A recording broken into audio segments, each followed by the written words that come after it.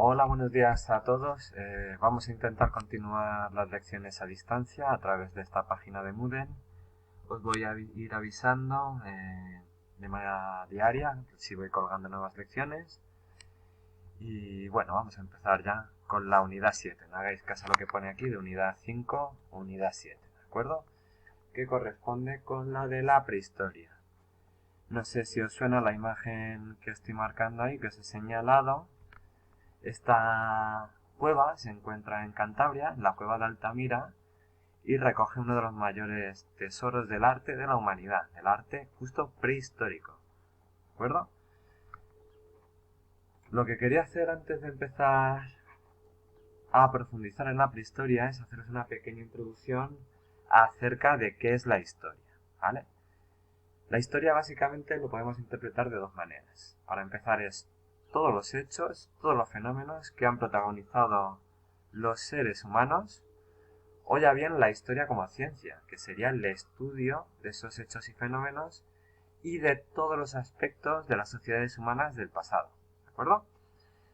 Tenemos escuelas más tradicionales que lo que han hecho es centrarse en los personajes más importantes y en la sucesión de hechos, normalmente políticos, que han sido más relevantes.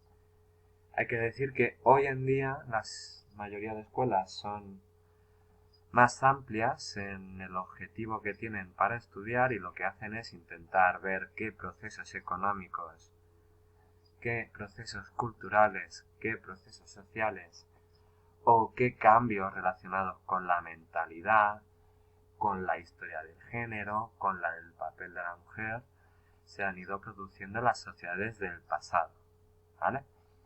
Por ejemplo, ¿a qué nos referimos con procesos económicos?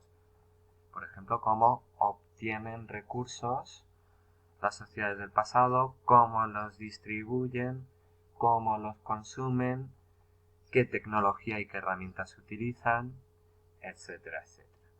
Con aspectos culturales nos referimos pues más bien a costumbres, a aspectos religiosos, a todos aquellos aspectos creativos de las sociedades del pasado. Aspectos sociales a que hacemos referencia, a cómo se organizan los grupos humanos, ¿de acuerdo? Y luego pasando a mentalidad, pues sería ya interpretar qué hay en la cabeza o qué hay en las mentes de las sociedades humanas del pasado, ¿de acuerdo? Vamos a ver ahora un poquito por encima y de manera muy general los periodos históricos o también las llamadas edades del hombre, ¿de acuerdo? Tenemos fundamentalmente dos grandes periodos. Prehistoria, desde la aparición del ser humano hace millones de años, hasta la invención de la escritura. Todo eso es prehistoria. Antes de la historia que iría a continuación de la invención de la escritura, ¿de acuerdo? Desde la invención de la escritura hasta nuestros días estamos hablando de la historia. La historia realmente es mucho más corta de lo que ha sido la prehistoria. La prehistoria abarca millones de años, mientras que la historia abarca unos pocos miles de años, ¿vale? Empezamos a ver un poco por encima las etapas de la prehistoria.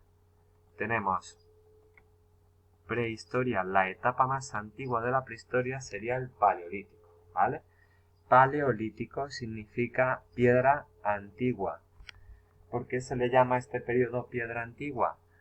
Porque primero se definió por la utilización de herramientas de piedra, de hecho las herramientas más antiguas, y son herramientas que están talladas, que se hacen mediante la técnica del tallado. El paleolítico, veremos después más desarrolladamente, se caracteriza porque los grupos humanos son nómadas, se desplazan continuamente por el territorio, no tienen asentamientos ni poblados fijos, tienen asentamientos temporales o asentamientos estacionales, y son nómadas, se desplazan porque van siguiendo los recursos que les ofrece la naturaleza. Ellos viven de la caza, la pesca y la recolección, tienen que seguir las grandes manadas de animales y cuando agotan los recursos vegetales de una zona, tienen que desplazarse hacia otra para conseguir más. ¿De acuerdo? En el Neolítico, que abarca desde el año 10.000, 9.000 a.C. hasta el 5.000, en ese Neolítico lo que tenemos es que aparecen un nuevo tipo de herramientas, ¿de acuerdo? Herramientas siguen siendo de piedra, pero en este caso no se hacen mediante tallado, mediante golpeo, sino que se hacen mediante una técnica que llamamos pulimento o técnica pulimentada. ¿Qué quiere decir esto? Que las herramientas de piedra se obtienen por frotamiento o pulimento. Se frotan dos superficies duras y con eso obtenemos las herramientas de piedra, ¿de acuerdo? Aparte hay más cambios. En el Neolítico hay cambios económicos muy importantes. De hecho, hay muchos historiadores que hablan de la revolución neolítica porque hay un cambio muy grande. En el Neolítico se pasa de nómada a sedentario. ¿Qué quiere decir sedentario? Que estamos fijos o que ya hay asentamientos y poblados permanentes. ¿Por qué se hacen permanentes? Porque ya la principal fuente de obtención de alimentos pasa a ser la agricultura, ¿de acuerdo? También tenemos que la ganadería pasa a ser otra de las actividades fundamentales para la incorporación o para la obtención de alimentos, perdón. Luego pasaríamos a la edad de los metales, que la edad de los metales, su arco cronológico cambia mucho, dependiendo de la zona en la que estemos, pero más o menos abarcaría desde el 5000 a.C. hasta el 2000, 3000 o 1000 incluso a.C., dependiendo de la región donde esté, ¿vale? En esta edad de los metales tenemos tres subperiodos o tres etapas más pequeñas, que serían la edad del cobre, la edad del bronce y la edad del hierro, ¿vale? Una vez que se inventa la escritura, ya ahí pasamos a hablar de historia, como hemos dicho. En la historia tenemos la Edad Antigua, que abarca más o menos desde la invención de la escritura hasta la caída del Imperio Romano de Occidente, en el año 476 después de Cristo, ¿vale? Desde ese momento pasamos a hablar de la Edad Media, pasamos a hablar que estamos en la Edad Media, que abarcaría hasta el descubrimiento de América en el año 1492, concretamente el 12 de octubre. Desde ese año 1492 tenemos la Edad Moderna, que perdura hasta la Revolución Francesa en el año 1789, y desde ese año tenemos ya la Edad Contemporánea, ¿de acuerdo?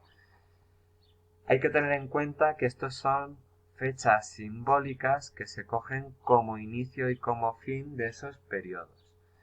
No quiere decir que una persona se acueste un día medieval y una vez que se ha descubierto América el 12 de octubre se despierte moderno. Los cambios que se dan entre cada etapa son cambios que son más largos, ¿vale? Pero cogemos fechas de referencia para ir separando las distintas etapas. Una vez vistos de manera general estas etapas del hombre o las edades del hombre, vamos a ver qué fuentes históricas o qué son las fuentes históricas, ¿vale? Por fuentes históricas entendemos todos los restos que utilizamos para reconstruir el pasado, ¿vale? Todos los restos que nos ayudan a la reconstrucción del pasado. Lo que tenemos es que pueden ser muy diversos, pero todos nos pueden dar información para estudiar cómo son esas sociedades del pasado. Distinguimos dos grandes tipos de fuentes históricas. Por un lado, fuentes primarias, que serían los restos o testimonios directos de los grupos que vamos a estudiar. ¿Qué quiere decir esto?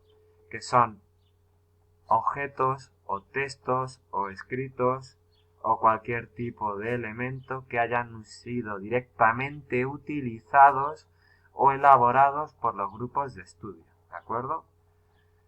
Sin embargo, las fuentes secundarias son testimonios indirectos. ¿Qué quiere decir que sean testimonios indirectos?